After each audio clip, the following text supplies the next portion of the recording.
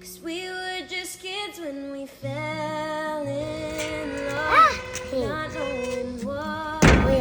Yani baby so poa, yani leo nimeenjoy. Nimekata mabuno. Yani nina furaha baby, unajua mpaka basi. Baby nimeenjoy sana.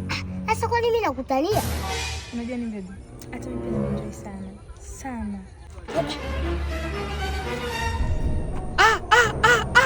Yaani binti yangu umeanza kufanya umalaya. Yaani umetoka toka asubuhi mpaka muda huu uko hapa, kumbe upo kwa mwanaume, sio?